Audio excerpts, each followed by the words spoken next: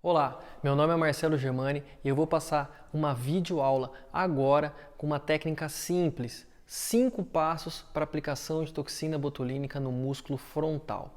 Antes da gente pensar na aplicação, na técnica de aplicação, em como eu vou chegar nos resultados para o meu paciente, eu tenho que entender da dinâmica muscular, eu tenho que entender como que o frontal funciona. Então o frontal eleva toda essa região do terço superior. É muito importante eu entender que o frontal eleva, mas também diminui um pouco a contração na região aqui do couro cabeludo. É muito legal esse estudo que é bem recente, que ele mostra exatamente isso, a dupla contração do frontal. O frontal, além de um grande elevador, um reposicionador da sobrancelha, ele também tem uma região que ele desce um pouco, então a gente tem que ficar sempre ligado nisso na hora das aplicações. Outra questão muito importante é o tamanho do frontal. Quando eu tenho rugas, ondulações, waves, eu vou ter um frontal um pouco maior e eu tenho que estender a minha aplicação. Já quando eu tenho um frontal mais reto, eu devo concentrar mais os meus pontos na região mais central.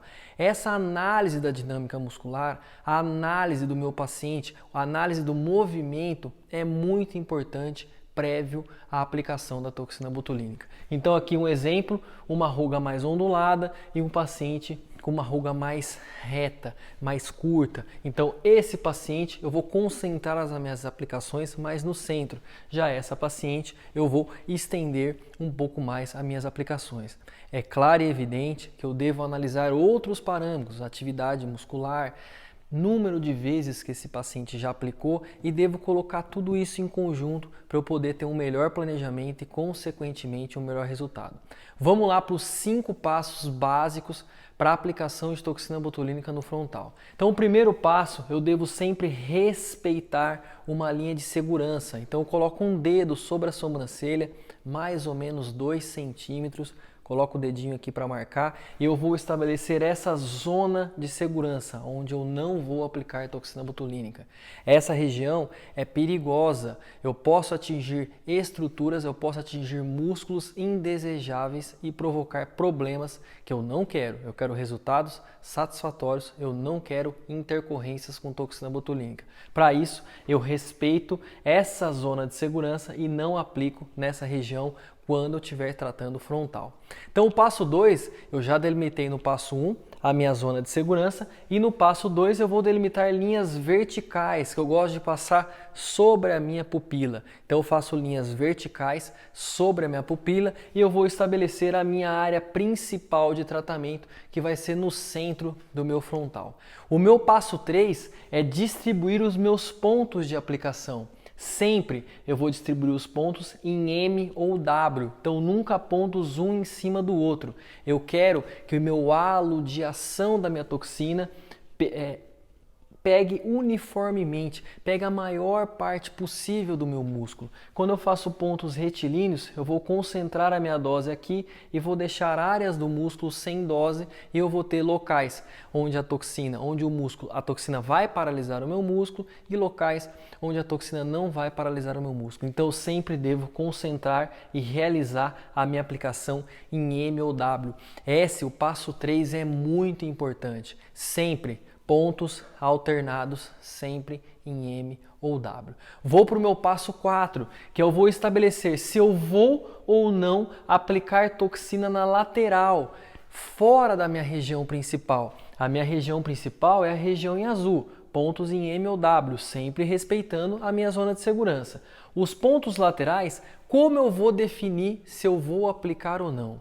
Eu tenho que perguntar, eu tenho que conversar com o meu paciente. Você quer erguer a cauda da sobrancelha? Se o meu paciente falar assim, sim, eu quero erguer a cauda da minha sobrancelha, eu não faço as aplicações laterais.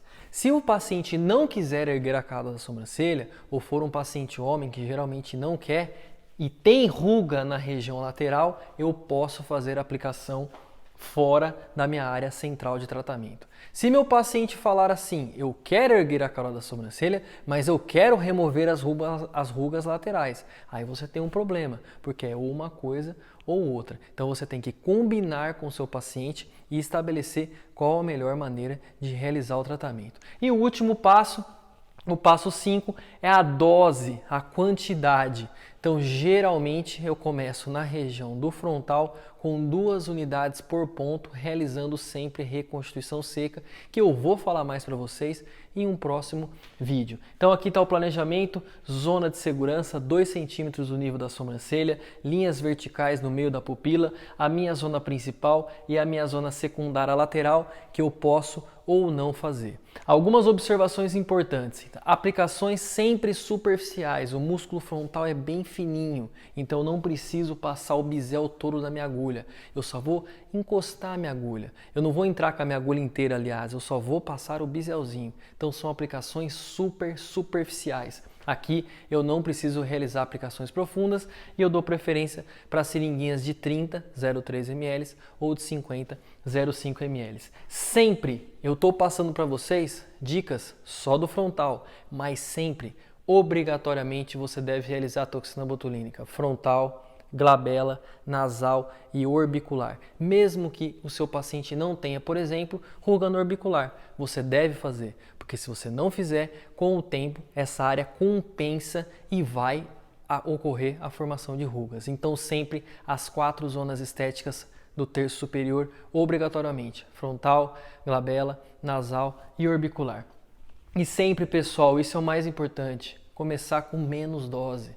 Menos é mais. Então comece com pouco produto, pouco, e vai aumentando gradualmente na medida que seu paciente for voltando para realizar novamente os procedimentos.